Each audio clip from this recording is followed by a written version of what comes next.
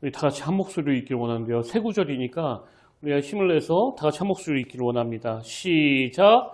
우리의 연수가 70이요 강건하면 80이라도 그 연수의 자랑은 수고와 슬픔뿐이요 신속히 가니 우리가 날아가나이다.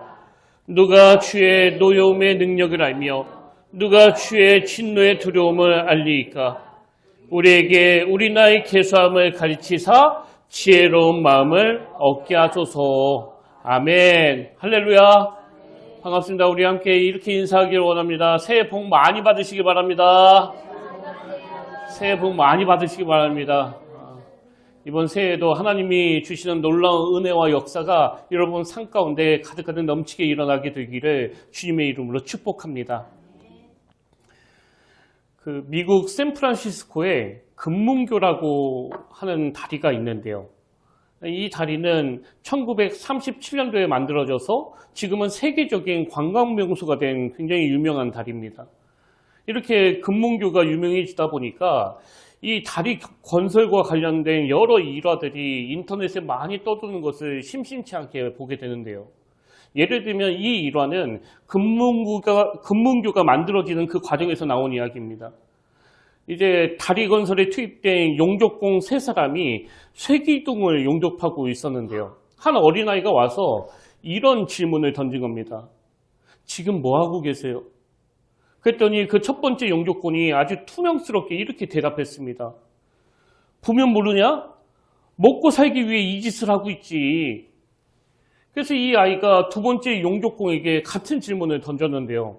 앞 사람보다는 목소리가 좀 부드러워졌지만 귀찮다는 듯이 내뱉는 말은 똑같았습니다. 지금 쇠 조각을 용접하고 있는 중이잖아.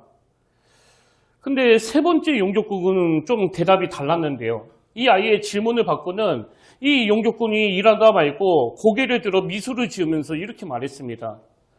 나는 말이야 세상에서 가장 아름다운 다리를 만들고 있단다. 이게 지어낸 이야기 같은데요. 은근히 그 마음에 감동이 있는 겁니다. 똑같은 일을 하면서도 어떤 사람은 그저 짜증과 권태, 그래서 그냥 마지못해 그 일을 하지만 어떤 사람은 자기가 하는 일에 건강한 의미를 부여하니까 나는 말이야 세상에서 가장 아름다운 다리를 만들고 있단다.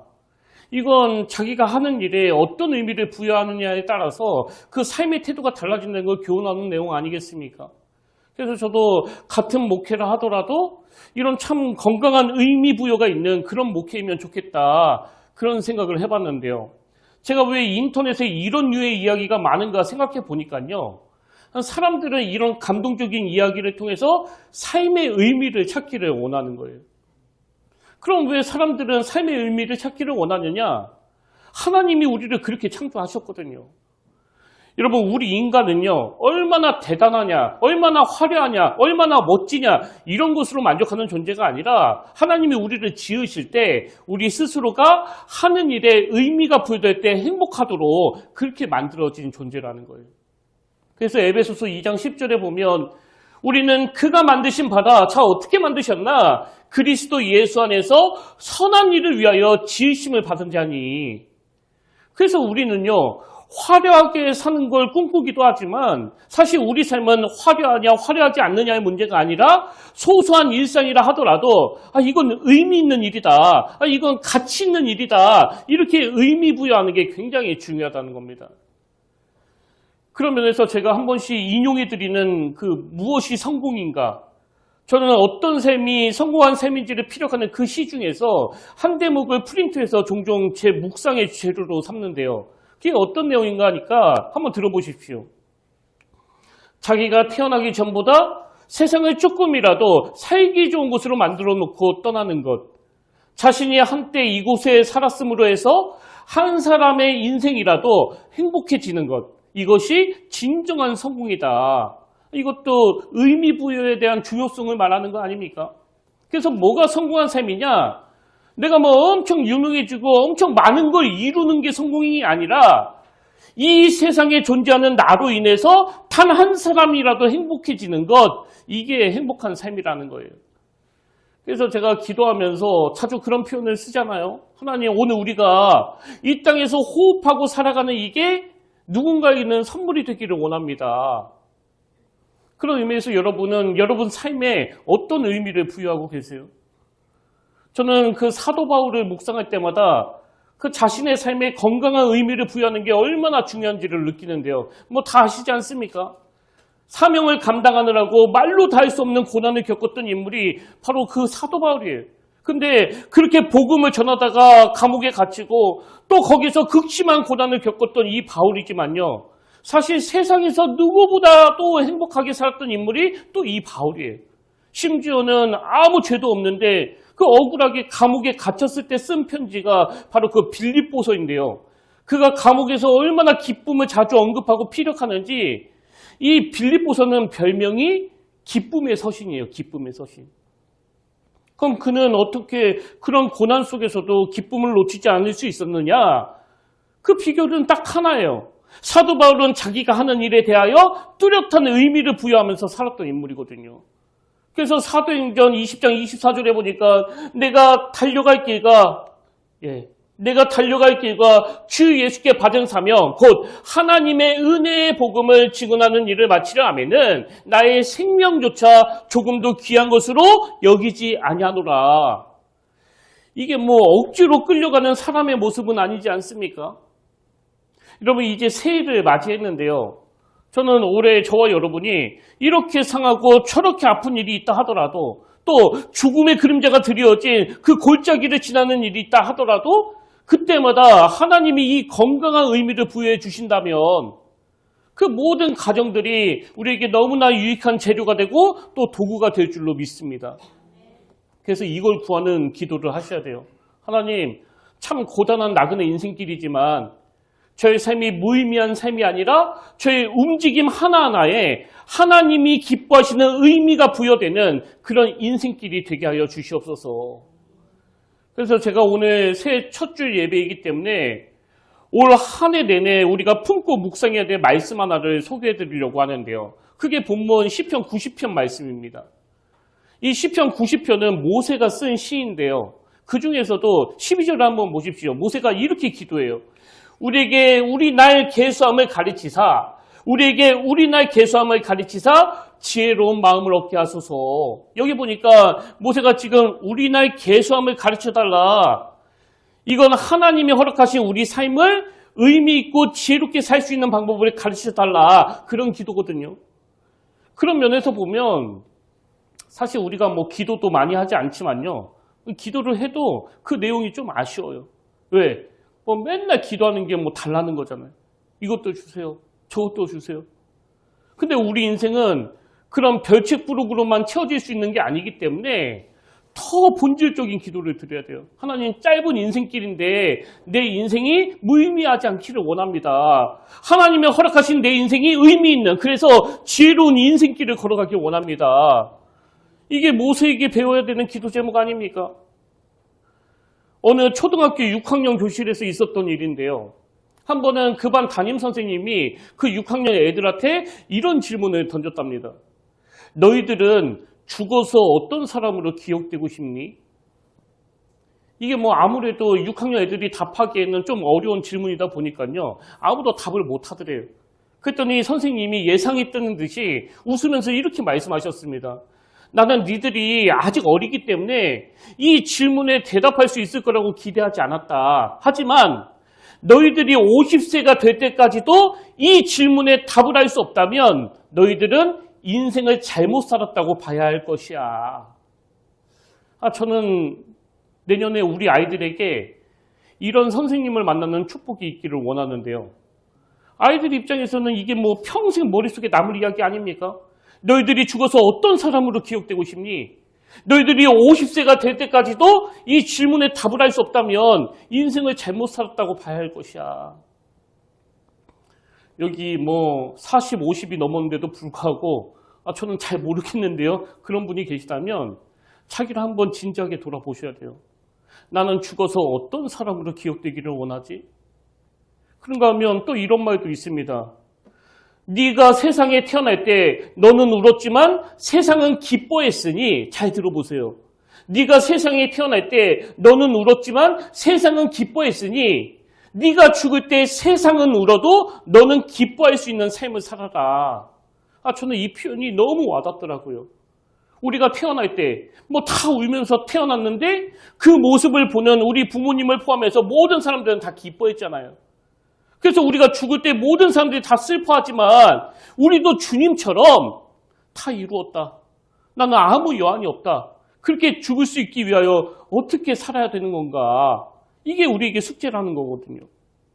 그런 의미에서 저는 오늘 새해 첫 주일 예배에 우리가 건강한 의미가 부여되는 이런 삶을 살기 위해서 어떻게 해야 되는지 오늘 본문을 중심으로 간단하게 한 4가지를 정리해 봤는데요.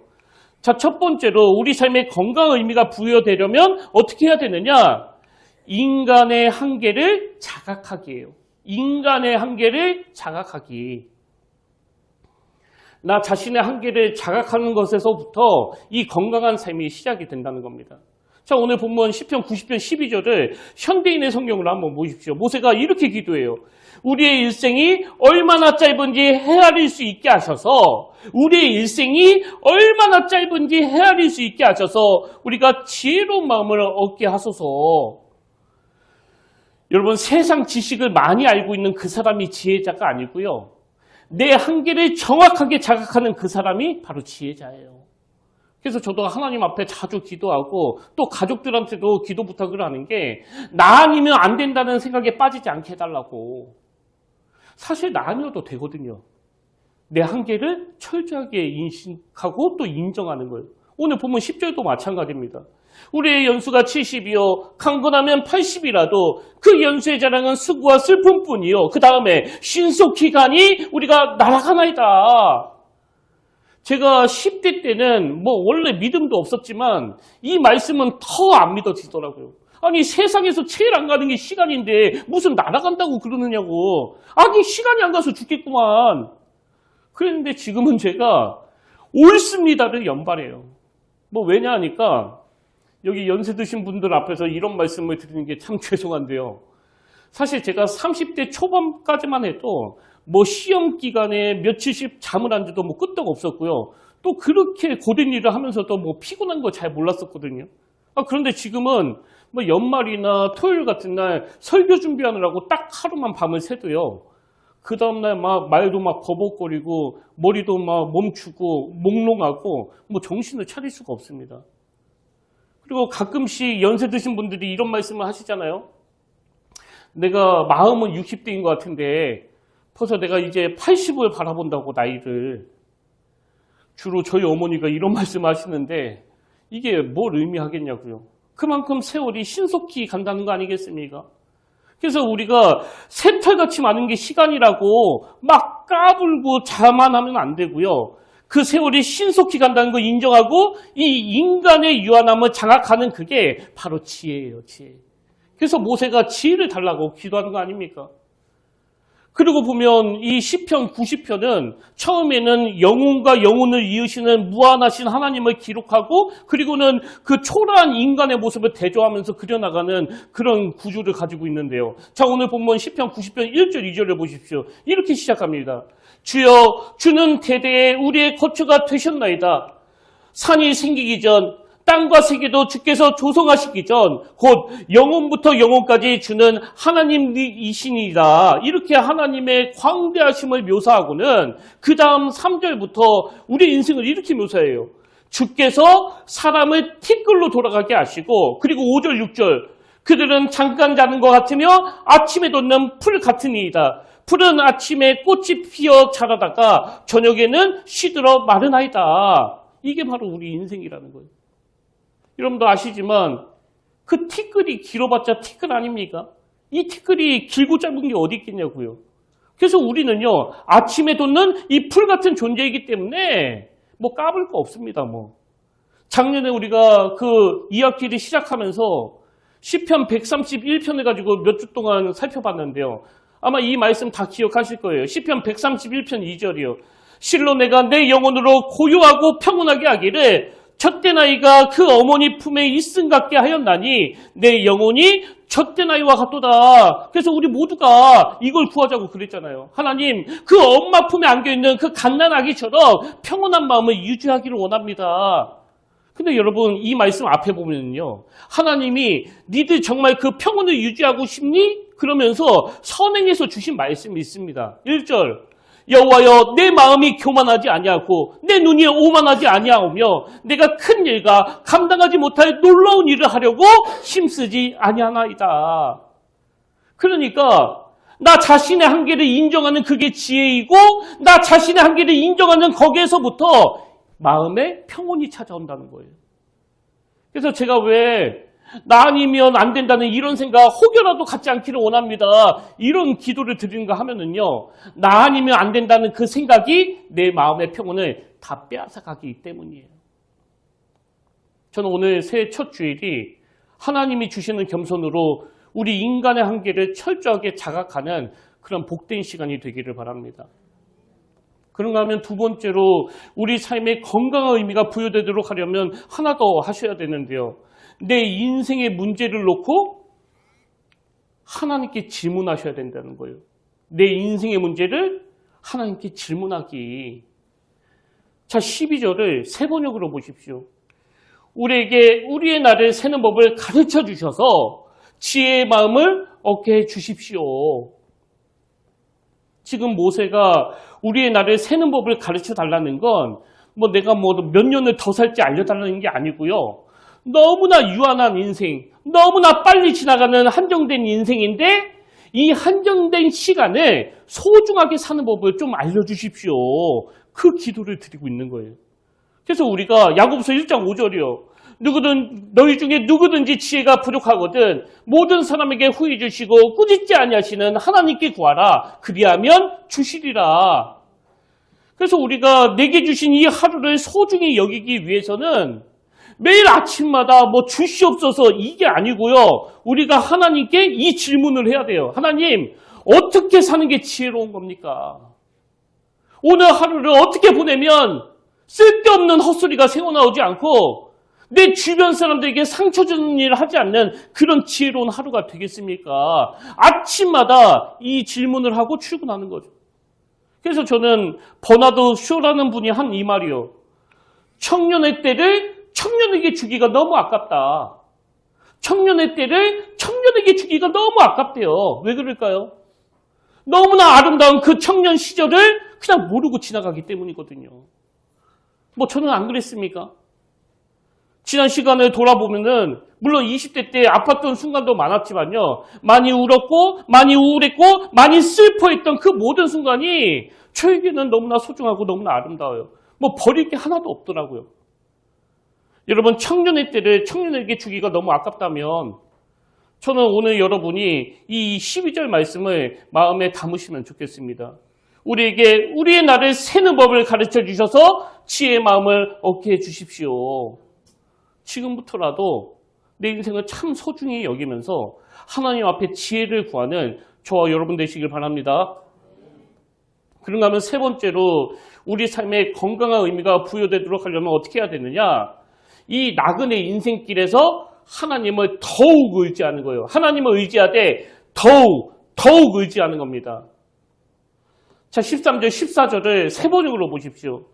주님 돌아와 주십시오. 언제까지입니까? 주님의 종들을 불쌍히 여겨 주십시오. 아침에는 주님의 사랑으로 우리를 채워주시고 평생토록 우리가 기뻐하고 즐거워하게 해 주십시오. 매일 아침 우리 일상 가운데 그분을 의지하는 거예요. 주님 돌아와 주십시오. 주님 저를 불쌍히 여겨 주십시오. 주님 저를 인도하여 주시길 원합니다. 그 모든 분들이 다 그러시겠지만 저는 참 어린 시절이 그리울 때가 많은데요. 이번 연말부터 자꾸 어떤 장면이 그리웠는가 하면 지금은 거의 다 돌아가셨는데요. 그 교회 기도실에 백발이 성성한 어른들이 옹기종기 모이셔가지고 같이 막 찬양을 부르시던 그 모습이 너무나 그립더라고요. 그 시절 너무 가난해가지고 불편한 곳도 많고 또 결핍도 많았지만 그 옛날 어른들이 참 지혜로우셨다는 생각이 드는 게 참 눈물로 부르시던 찬양 중에 여러분 아시는 이 찬양이요. 어려운 길 당할 때 나의 믿음 적으나 의지하는 내 주를 더욱 의지합니다. 요즘에 이 후렴이 계속 제 마음에 머물러요. 세월 지나갈수록 의지할 것뿐일세 무슨 일을 당해도 예수 의지합니다.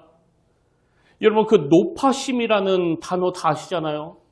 국어사전에서는 이 높아심을 지나칠 정도로 걱정하거나 또는 염려하는 마음 이렇게 풀이하는데요.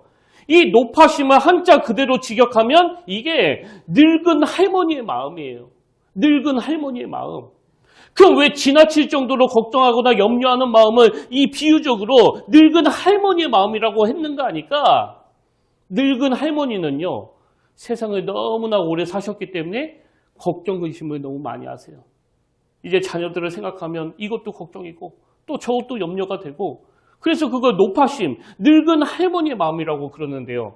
마찬가지로 저와 여러분의 인생은 세월 지나갈수록 이 둘 중에 하나를 택하는 거예요. 세월 지나갈수록 염려와 근심이 많은 불안한 인생으로 사시거나 아니면 세월 지나갈수록 예수 의지할 것뿐일세. 저는 우리 인생이 이 높아심이 많은 인생이 아니라 세월 지나갈수록 주님을 더 의지하는 게 인생의 지혜라는 걸 깨닫는 그런 믿음의 성도님들 되시기를 바랍니다. 그래서 전도서 12장 1절 2절이요. 너는 청년의 때에 너희 창조주를 기억하라. 곧 공고한 날이 이르기 전에 나는 아무 낙이 없다고 할 해들이 가깝기 전에 해와 빛과 달과 별들이 어둡기 전에 피 뒤에 구름이 다시 일어나기 전에 그리하라. 무슨 뜻이에요? 그 귀한 세월 다 지나고 더 이상 기회 없을 때 깨닫지 말고 아직 기회 있잖아. 아직 너희들 기회 있을 때 창조주 하나님 그분을 기억해라. 그래서 아까 세월 지나갈수록 의지할 것뿐일세. 그리고는 그 다음 나오는 가사가 무슨 일을 당해도 예수 의지합니다. 여러분이 어떤 당황스러운 일을 만났을 때 그걸 주님을 의지하는 도구로 쓰는 거 그게 바로 지혜예요. 지혜. 다윗도 마찬가지 아닙니까? 시편 31편 15절 나의 앞날이 주의 손에 있사오니 그 다음 보세요. 내 원수들과 나를 핍박하는 자들의 손에서 나를 건져주소서. 지금 다윗은 원수들이 자기를 핍박하는 그 고통스러운 상황을 하나님을 의지하는 도구로 쓰고 있는 거거든요. 그래서 오늘 이 자리에 잠을 이루지 못할 만큼 걱정, 근심이 가득한 분이 계시다면요. 일이 잘 안 풀리는데 너무나 어려운 일이 계속되는데 그걸 껴안고 고민만 하지 마시고 아까 그 찬양 가사처럼 무슨 일을 당해도 예수 의지합니다. 그리고 다윗처럼 원수들이 자기를 핍박하는 그 상황을 나의 앞날이 주의 손에 있사오니 이렇게 고백하는 기회로 여러분의 아픔과 여러분의 눈물을 사용하시기를 주님 이름으로 축복합니다. 그러면 마지막 네 번째로 우리 삶에 건강한 의미가 부여되도록 하기 위해서는요. 시간의 주인이신 하나님의 시각으로 내 인생을 바라보는 거예요. 하나님의 시각으로. 제가 아까 서두에서 오늘 본문 시편 90편은 모세가 썼다고 말씀을 드렸는데요. 여러분도 다시지만 인간적인 기준으로 보면 이 모세는 실패한 인생 아닙니까? 아니 지도자가 그 홍해를 건너게 하고 우리의 목적지는 가나안이다. 여기 광야는 그냥 지나가는 거다. 그러면서 그 백성들을 이끌고 갔는데 정작 본인은 그 광야에서 죽어버렸잖아요. 가보지도 못하고. 그럼 왜 모세는 목적지까지 못 갔느냐? 하나님께서 그에게 시편 33편 4절 5절입니다. 여호와께서 그에게 이르시되 이는 내가 아브라함과 이삭과 야곱에게 맹세하여 그의 후손에게 주리라 한 땅이라 그 가나안 땅을 내가 내 눈으로 보게 하였거니와 그리고 그 다음에 아주 끔찍한 말씀하십니다. 너는 그리로 건너가지 못하리라 하시매 이에 여호와의 종 모세가 여호와의 말씀대로 모압 땅에서 죽어. 그래서 모세는 인간적인 기준으로 보면 목적지에 도달하지 못한 인생이 그 중간에 끝나버린 실패한 인생이에요. 근데 놀랍게도 모세는요, 막 당황해하거나 그걸 가지고 막 따지면서 하나님께 문제 삼는 게 아니라 그 말씀을 적극적으로 수용합니다. 왜 그럴까요? 이게 모세에게 배워야 되는 아주 중요한 교훈이에요. 모세가 가지고 있는 삶의 기준은요, 세상 사람들이 어떻게 보느냐가 아니에요. 또 내가 어떻게 생각하느냐에 있지 않습니다. 모세는 영혼과 영혼을 이으시는 하나님의 기준으로 자기의 삶을 바라보니까 하나님이 서라고 하실 때 서는 그게 바로 성공이라는 걸 아는 거거든요. 그래서 여러분, 오늘 여러분의 그 실패감은요, 절대로 타당하지 않습니다. 이 세상 기준에 놀아나지 마시자고요. 그 실패감은 기준이 잘못됐기 때문이에요. 기준이. 저는 이 말씀을 묵상하면서 저희 아버지 생각을 참 많이 했는데요. 세상적인 기준으로 보면 저희 아버지는 실패한 인생이에요. 제가 뭐 지금 저희 아버지를 비하하자는 게 아니고요. 저는 한번 말씀드렸잖아요. 장로로서 그 맡은 소명을 잘 감당하시다가 은퇴하신 이후에는 그 삼각교회로 옮겨가셔가지고 그때부터 정말 그 교회를 위해서 기도하시고 또 그렇게 열정적으로 섬기셨는데 갑자기 그 췌장암 사기라는 진단을 받고 불과 7개월 만에 돌아가셨으니까 인간적인 기준으로 볼 때 저희 아버지는 실패한 분이에요. 근데 여러분, 제가 이 영혼과 영혼을 이으시는 하나님의 기준으로 저희 아버지 인생을 다시 조명하면 조명할수록 참 눈물 나는 게 뭐냐?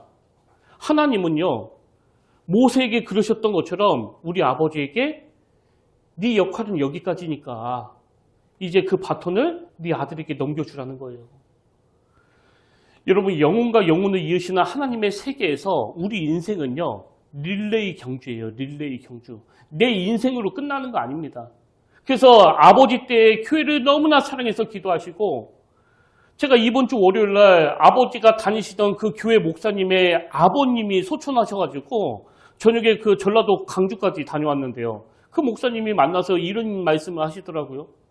자기는 장로님이, 저희 아버지가 아침 일찍 교회 오셔가지고 본당이건 화장실이건 계단까지 다 청소하시고 단상 앞에 무릎 꿇고 기도하는 그 모습이 잊혀지지 않는다고. 그래서 목사님 가정을 보면 장로님의 그 기도의 열매가 얼마나 귀한지 알게 된다고. 비록 인간적인 기준으로 저희 아버지는 다시 건강해지셔서 더 열심히 교회를 섬기고 싶다는 그 소원을 끝내 이루지 못하고 도중에 하차해버린 실패한 분처럼 보이지만요.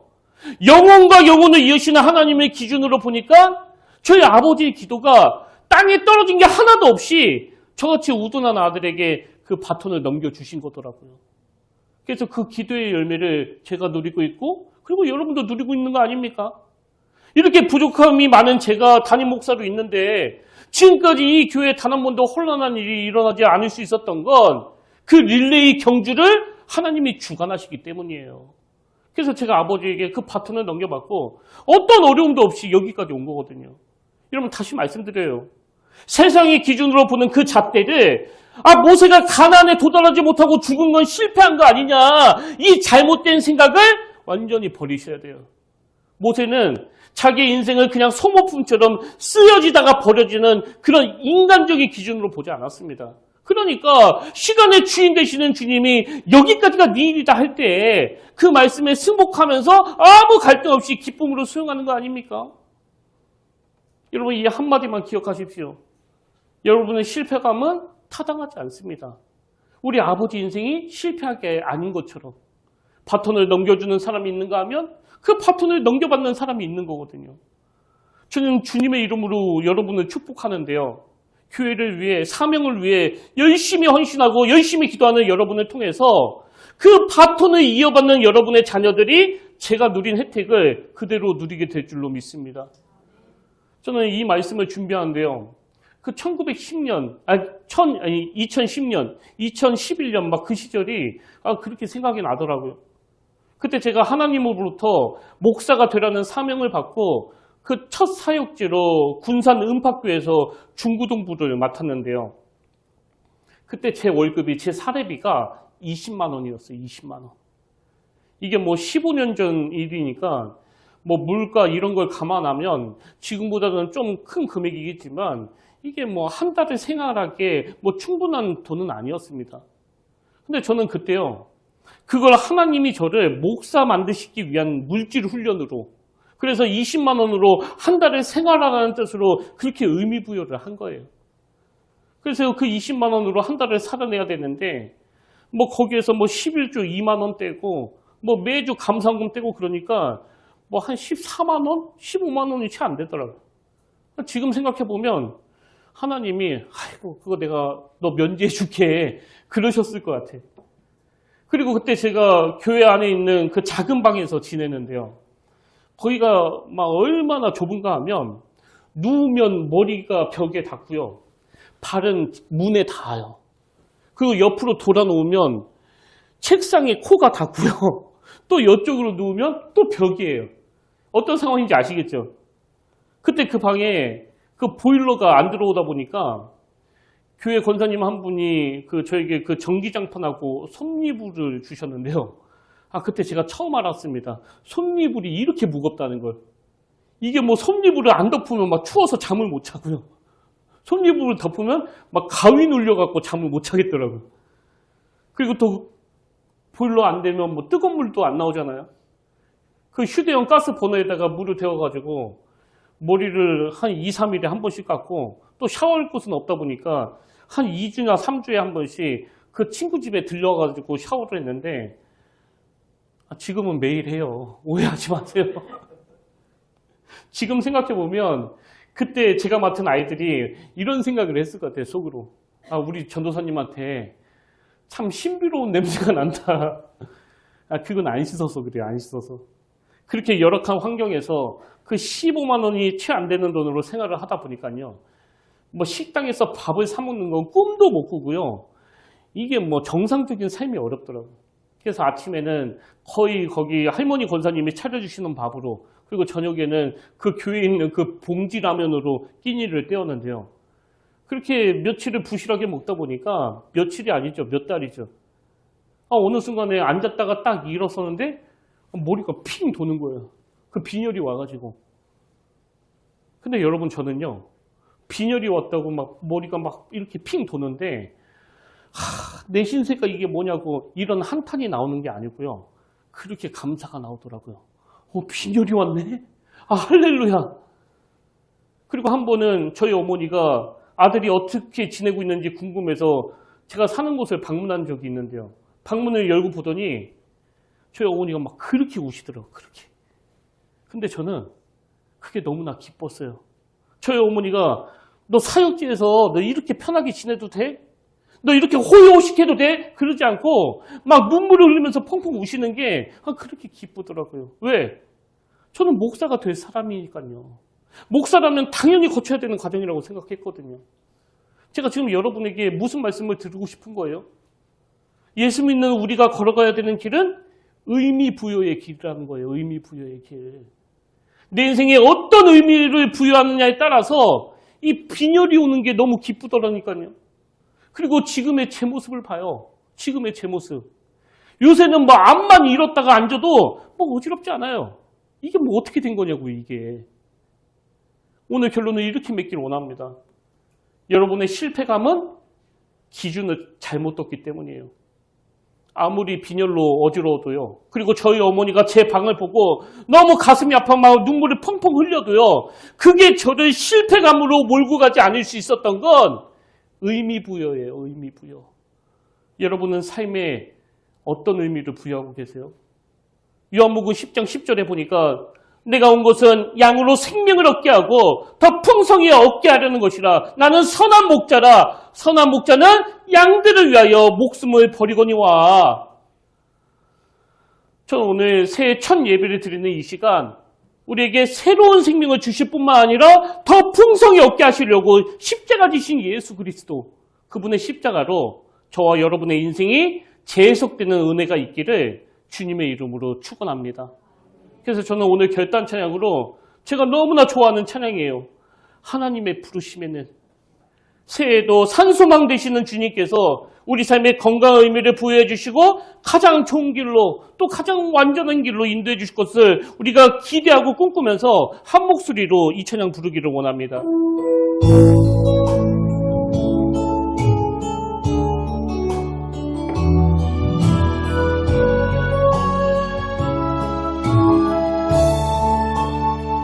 하나님의 부르심에는, 하나님의 부르심에는 후회하심이 없네. 내 내가 이 자리에 선 것도 주의 부르심이라.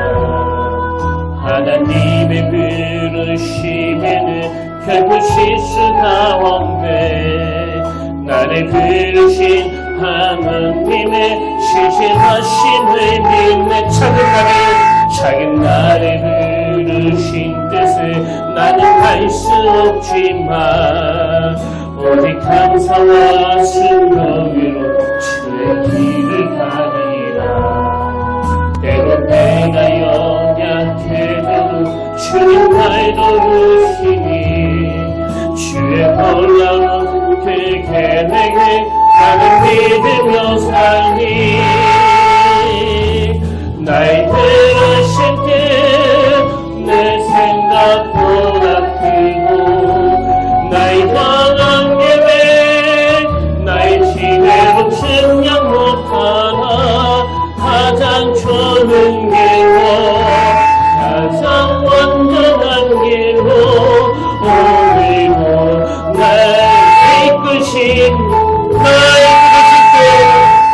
날 들으신 뜻내 생각보다 크고 나의 강한 계획 나의 지혜로 증명 못하나 가장 좋은 길로 가장 완전한 길로 오늘도 날 이끄신 믿음. 하나님의 부르심에는 후회하심이 없네. 내가 이 자리에 선 것도 주의 부르심이라. 하나님의 부르심에는 결코 실수가 없네. 나를 부르신 하나님의 신실하심을 작은 나를 부르신 뜻을 나는 알 수 없지만 오직 감사와 순종으로 주의 길을 가리라. 때로 내가 연약해져도 주님 날 도우시니 주의 놀라운 그 계획에 나는 믿으며 살리. 날 부르신 뜻내 생각보다 크고 나의 향한 계획 나의 지혜로 증명 못하나 가장 좋은 길로 가장 완전한 길로 오늘도 날 이끄신 우리 확신하면서 날 부르신 뜻 날 부르신 뜻 내 생각보다 크고 나의 향한 계획 나의 지혜로 증명 못하나 가장 좋은 길로 가장 완전한 길로 오늘도 날 이끄신 믿네. 신실하신 주를 찬양해. 아멘. 살아계신 하나님 아버지, 모세가 그랬던 것처럼 세상 사람들의 기준과 내가 가지고 있는 기준이 아닌 시간의 주인 되시는 하나님의 기준으로 나를 돌아보고 점검하기를 원합니다. 그동안 내가 가나안까지 가는 게 성공한 길이라고 생각했다면 하나님께서 여기를 멈추어라 하면 그게 멈추는 것이 성공의 길이라는 사실을 깨닫게 하여 주시옵소서. 하나님, 지금 우리는 이 세상의 시선, 이 사람들의 시선으로 많이 위축되어 있습니다. 그러나 영혼부터 영혼까지 인도하시는 그 하나님의 시각으로 볼 때 예수 믿는 우리의 실패감은 타당하지 않습니다.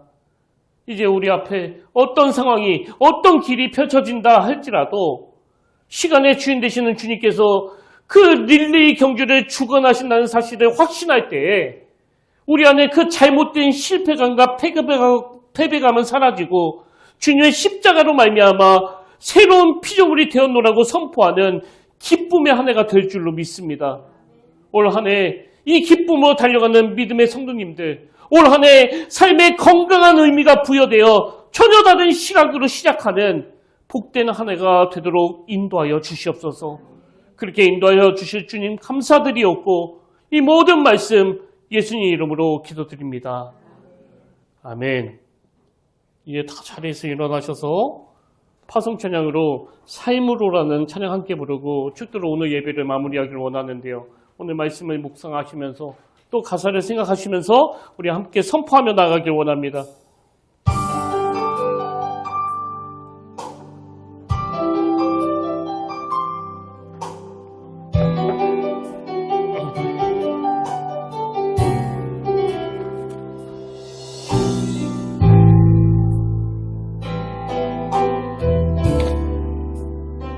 세상의 부와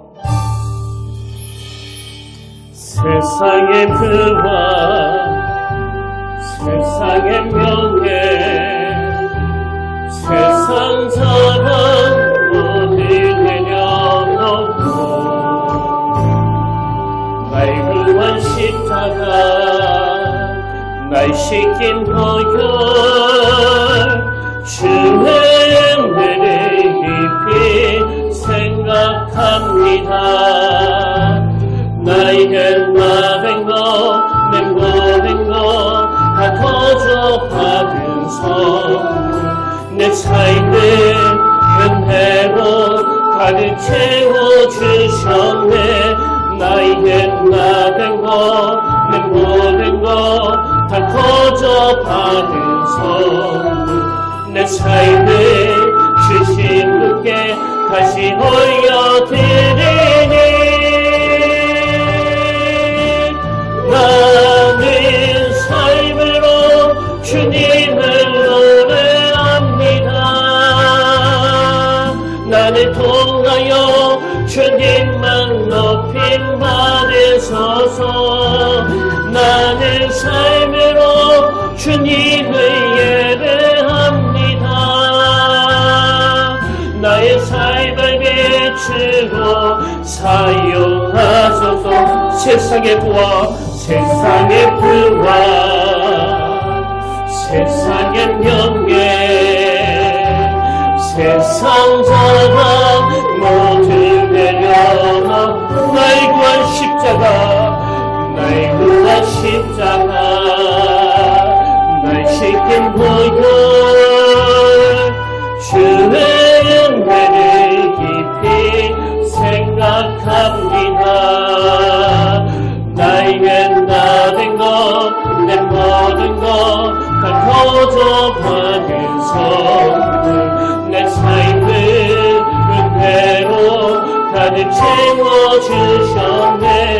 나의 나된 것, 내 모든 것 다 거저 받은 선물 내 삶을 주신 분께 다시 올려드리니 나는 삶으로 주님을 노래합니다. 나를 통하여 주님만 높임 받으소서. 나는 삶으로 주님을 예배합니다. 나의 삶을 비추고 나는 삶으로 주님을 노래합니다. 나를 통하여 주님만 높임 받으소서. 나는 삶으로 주님을 예배합니다. 나의 삶을 비추고 사용하소서. 아멘. 참 고마우신 하나님 아버지, 새해 우리 삶에 건강한 의미를 부여해 주시는 그 주님을 묵상하게 하신 거 감사드립니다.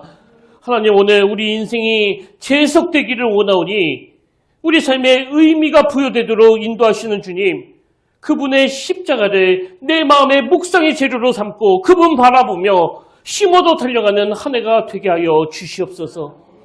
이제는 우리 주 예수 그리스도의 은혜와 하나님 아버지의 탐없는 사랑과 성령님의 감동, 감화, 위로, 교통, 충만하심의 역사가 새해에도 이런저런 변수가 많고 예측하지 못한 돌발적인 일들이 기다린다 하더라도 오늘 하나님이 우리 삶에 주시는 그 건강한 의미로 인생을 재해석하며 다시 한번 힘어도 달려가기로 다짐하며 예배하는 모든 주의 자녀들 머리 위에 지금부터 영원토록 함께 하시기를 간절히 축원하옵나이다.